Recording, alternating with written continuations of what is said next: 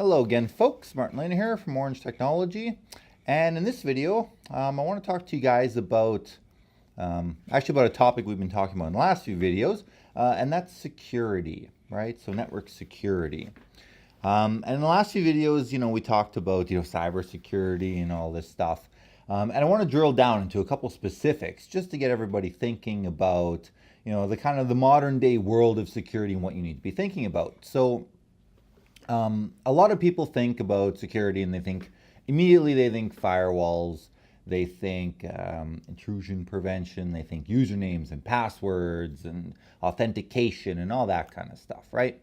And most of the time, when people are thinking of these types of things, they're thinking of access to systems. How do I secure my email server? How do I secure my Windows server, my file server, all that kind of stuff, right? And the reality is, today's world is a lot bigger. There are a lot more things out there that you have to be thinking about. And in this particular one, in this particular video, I actually want to talk about security on phone systems. Okay, so if you deal in phone systems at all, if you know anything about office phone systems, great. If you don't, I would say it's a huge vertical, huge vertical market that is growing every single day. I'll start with a little bit of history. Traditionally, office phone systems kind of started back in, I think it was the 80s. It's actually kind of before I was born. But they pretty much started then, right? So in the past, early on in the 50s and 60s, you just had phone lines, right? Phone lines went from the phone provider, from what's called the CO, their central office. So that's where all of the phone lines in any city or area go into. They go into what's called central office, and that's basically if you Google an image for central office, phone exchange, whatever, you'll see, basically it's these large offices with lots of equipment, lots of power, and big bundles of cable, right? So each of those bundles represents, inside, I don't know, 10,000, 100,000, whatever, pairs of wires, right? And these are individual pairs of copper wires that go from the central office to a location, be it a house, business, whatever. So originally you just had these pairs of wires. They went to houses, they went to offices, and they provided phone service on one phone line. If you wanted another phone line, you needed another pair of wires, completely separate phone line, completely separate service, away you go. A company called Nortel, it's actually a Canadian company, back in the 80s, revolutionized something called switching. Okay, so switching, basically what this allows you to do is, and they really pioneered and started selling these office phone systems, right? These analog office phone systems. And they had something revolutionary called switching. So basically what you could have is you could have one phone line that was coming into an office, okay, on a twisted pair of wires. It was a service that was delivered over a copper pair of wires. And then in your office, you would have what's called a PBX, a private branch exchange. And this was a physical piece of equipment, okay? And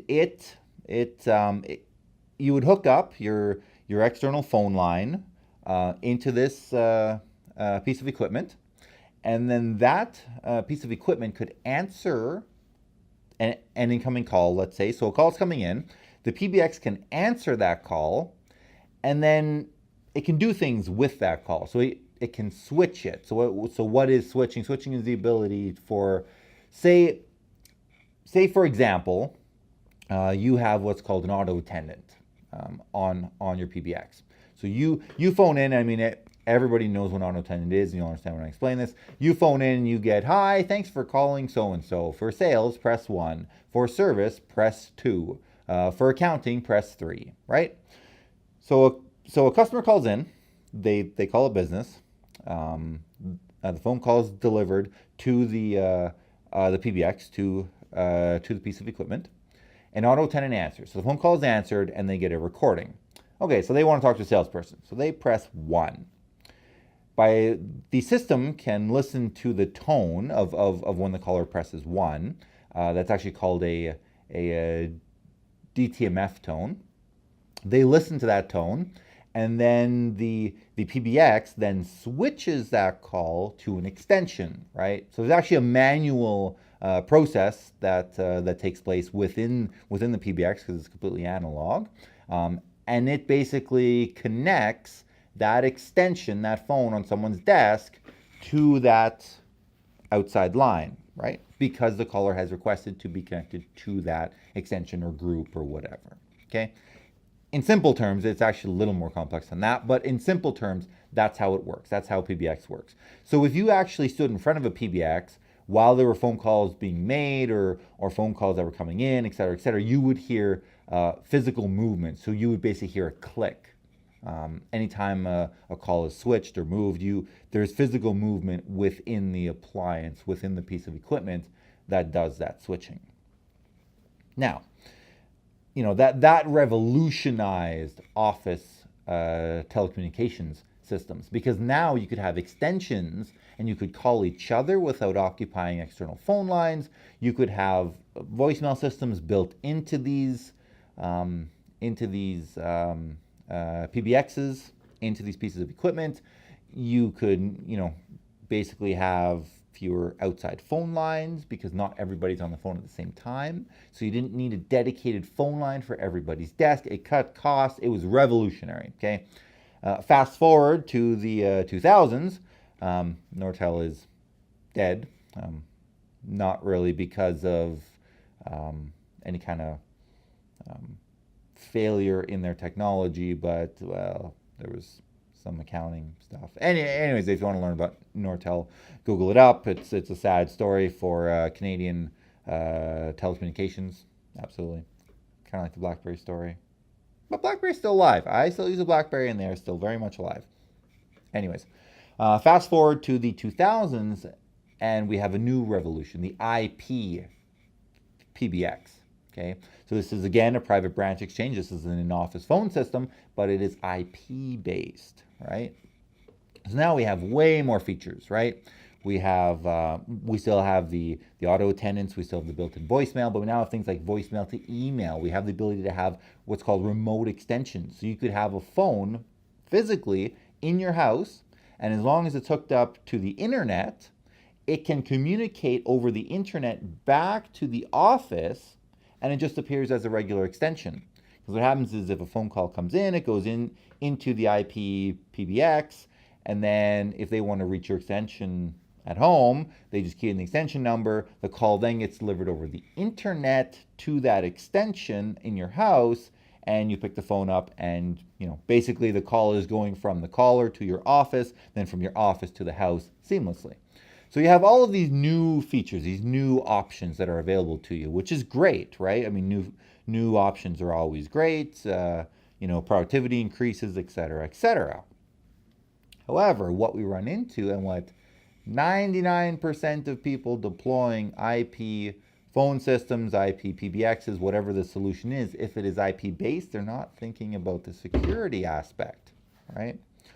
So I'll give you an example. I do have a client that uses an IP PBX, and they use a VoIP phone line. So that's also one of the new technologies that is out there, is VoIP phone lines. So voice over IP, voice over internet protocol. These are basically phone lines that have a regular number that you can dial, but they are delivered over the internet, right?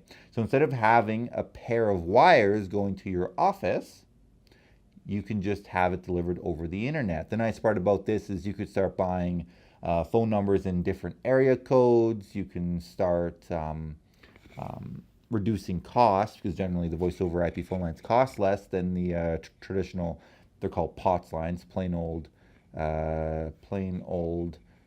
telephone service, et cetera, right? So VoIP is kind of the new way of communication. Eventually, I very much suspect it will be nearly 100% VoIP. There will be very few things that will still remain on analog phone lines, on those POTS lines. Now, with voice over IP and with IP PBXs, the problem is okay. So in the past, with Nortel systems with analog switching, you basically had to be in the office in order to be able to access the system. It was a physical connection that your phone had. Generally, it was 4 or 6 wires. Actually, you don't remember exactly. The digital, not IP, but the digital systems, I believe were 6-wire, if I remember correctly.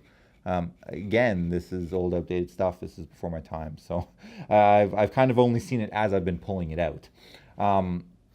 But basically, you had to have a physical hookup from your telephone set, from your desk, to the phone system. Okay, if you didn't have that, there was no way to have a phone at your house and be able to answer calls, right? And be part of the phone system. That just wasn't possible. You had to have a physical connection from your phone to the phone system.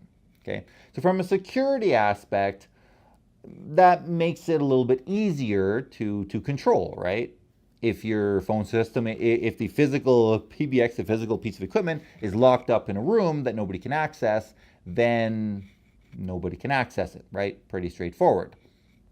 The problem now that we're running into with these IP systems is they're accessible from anywhere, right? If you have a phone in your home that's part of the system, that's going over the internet. So the system is accessible from the internet, right? So what we're getting into, and again, we have many clients that have IP phone systems, and I'm just going to use an example from one client. They had, I was looking through firewall logs. So again, if you look at my previous videos, part of security is monitoring your security and actually looking at it.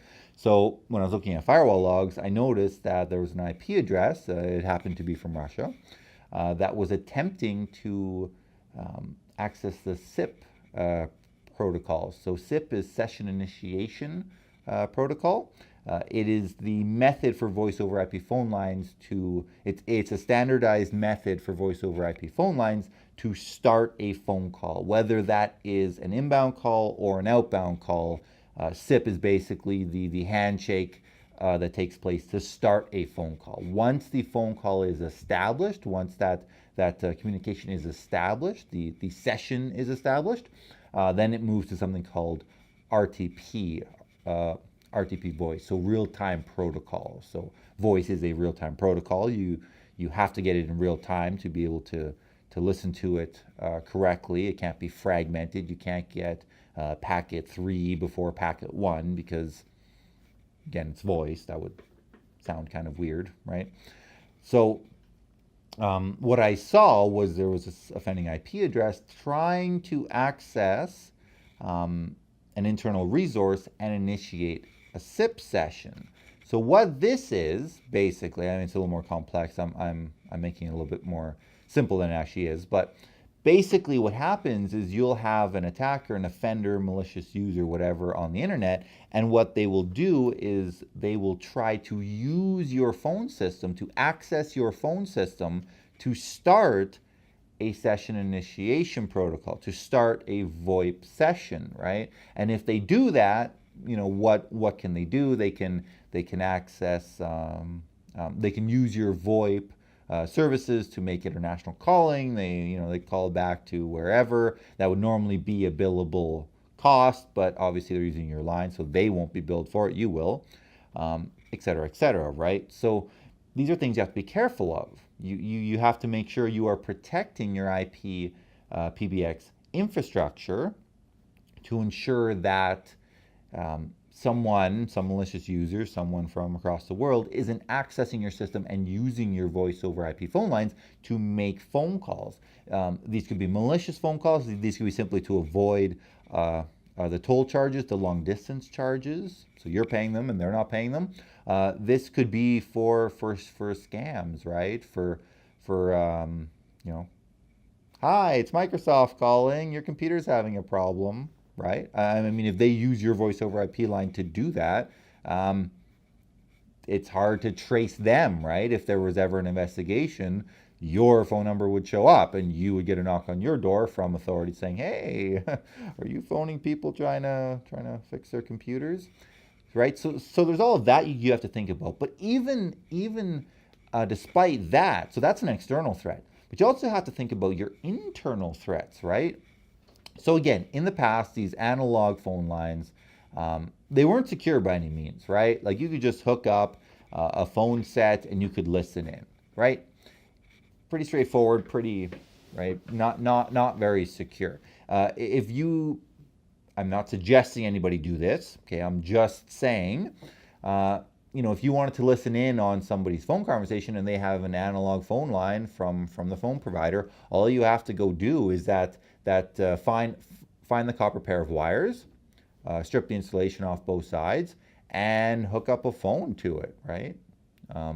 Even just a desktop phone at your house, you could just hack off the end of the RJ11 cable, the phone cable, you plug it to the wall, and take the two wires and just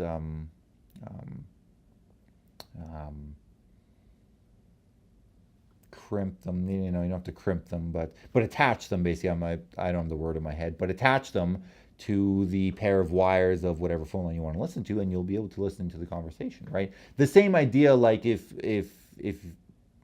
you still had a home phone growing up as a kid and you were on the phone for a very long period of time and your parents wanted to make a call, they would pick up another phone in the house and then they'd be on your phone call. It's the exact same idea, right? The only thing you need access to is the physical pair of wires that phone call is being made on, and you can listen in.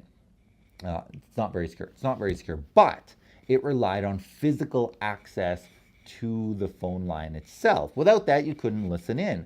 Well, nowadays, with IP communications, you can listen in without having physical access to the phone that's making the conversation, or to the IP phone system that's handling the calls, right? So, for example, if you're in an office, if you're in an office and you have an IP PBX phone system, and you have all these IP phones in the offices, and you have an IP PBX piece of equipment somewhere in a server room, let's say, and you wanted to listen in to somebody else's call, okay? You wouldn't have to go to their office to do that. As long as they're on the same local area network as you in your office, there are ways, and I won't go into lots of details, but there are ways where you can actually just listen to their conversation and capture all of the packets, all the voice packets that are happening, that are being done. And you can listen into the conversation that way. And the interesting part is things like voice packets. I mean, you can save those, right? You could save an entire conversation and it would just be a file. It would just be a file you can save on a USB stick or whatever, right? And that's really something to think about, is your voice communication encrypted or not? Encryption in IP voice communications is a little bit more complex. It's not that simple. It's also not that cheap to deploy. So generally it doesn't happen. In IP phone system deployments, you don't generally see encryption internally. Sometimes on the voice over IP lines externally, you do see encryption, which is a good thing. I have seen non-encrypted voice over IP. Again, then you're just talking voice going over the internet, in just plain voice going over the internet. There's no encryption, nothing. And these are all things that you need to start thinking about, right? So when we talk about network security, again, most people think firewalls, they think antivirus, they think things like that. But something like your phone system, your inter-office telecommunications, that's something that you need to start thinking about, especially if it's now IP-based. Again, IP-based is great. You get a lot of new features. Voicemail to email is probably the favorite of most of my clients. But you still need to start thinking about, okay, now the security implications on these voice conversations is not the same anymore like it was in the past with analog or digital phone systems, right? Those old Nortel boxes. It's not the same anymore. So you have to think differently about the security of that. And it's really interesting because, I mean, I have talked to other, technology professionals about this kind of thing. And when I start talking about it, everybody just kind of sits there like this.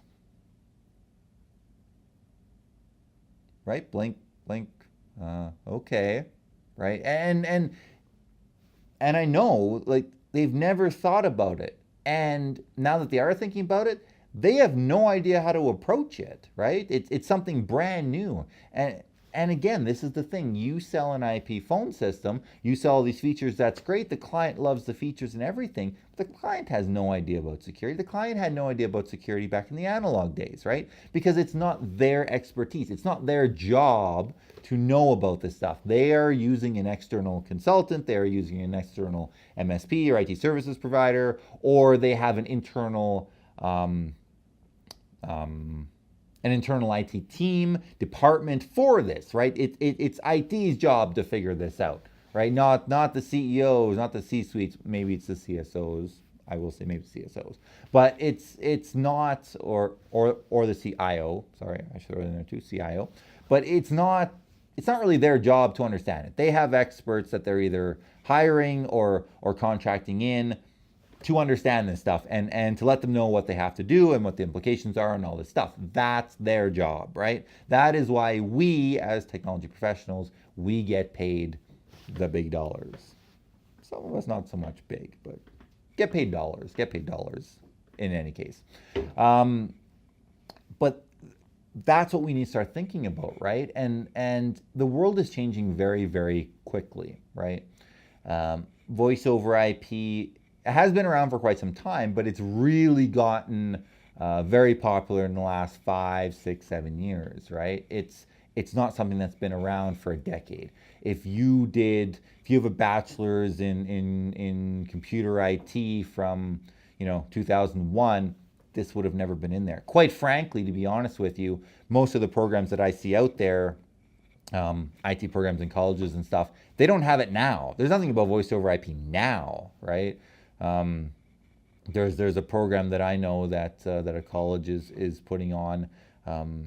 One of my staff actually came out of this program, and they're still doing Server 08, right? This is 2016, and they are still learning Server 08 as the current, right? That's the next server operating system to go end of life, right? And there's a lot of people still on that version that will need to move off of it. But it's one of these things where everything is fast paced, right? We know this. We know that this is an industry where everything is fast paced. But on the flip side, just because it's fast paced doesn't mean that, it's acceptable for anybody to be really far behind or to not understand these things. We need to think about these things and we need to be addressing them as technology professionals now, right? Not later on, not 5 years from now, not after it's deployed. We need to think about it and address it right now. How are you going to mitigate risks in IP PBX communications, in voice over IP phone lines? What are the risks, right? What is the business impact if somebody records a conversation?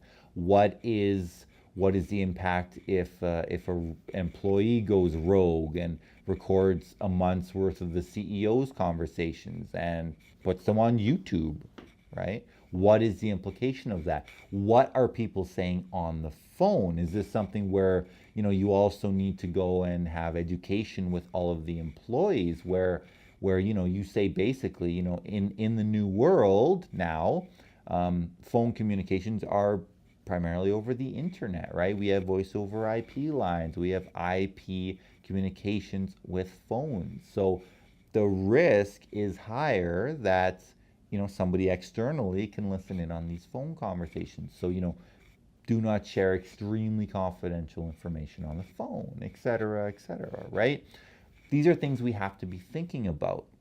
And honestly, IP phone systems are probably at the very, very top of my personal list of aspects of security, aspects of cybersecurity that nobody has thought of. Nobody has thought of these. If you YouTube, you will find some things about it, but in general, from what I see, from my experience and from what I see in general, IP communications, IP telephony communications is something that nobody's talking about security-wise at all, right? The providers will talk about it a little bit if you ask them. I have asked. We only have one local voice over IP provider here that provides access to local phone numbers, and I have asked them about security, and I've gotten actually a very detailed answer back that I was very happy with. But again, this is not something they advertise. They don't talk about this because nobody asks about it. The general public just assumes I'm on the phone, it's a private conversation, right? They don't think about and they don't understand how conversations could be recorded or compromised in the IP world now, right? Because they're not experts in IP. They don't know, right? So yeah, that's pretty much in this video. I just want to talk about pretty much the basics. I don't want to go into really in-depth stuff of how IP communications, voice over IP and that kind of thing is possible to be compromised or listened to or recorded, because I don't want anyone going and doing that. But yeah, that's what I wanted to talk about. And what I really want to do is I want to generate that thought. I want to plant that seed in the brains of technology professionals to start thinking about this, start looking at it, start researching it, start figuring out what the implications are from a security perspective, right? So that's it for this video, and I will see you guys next time.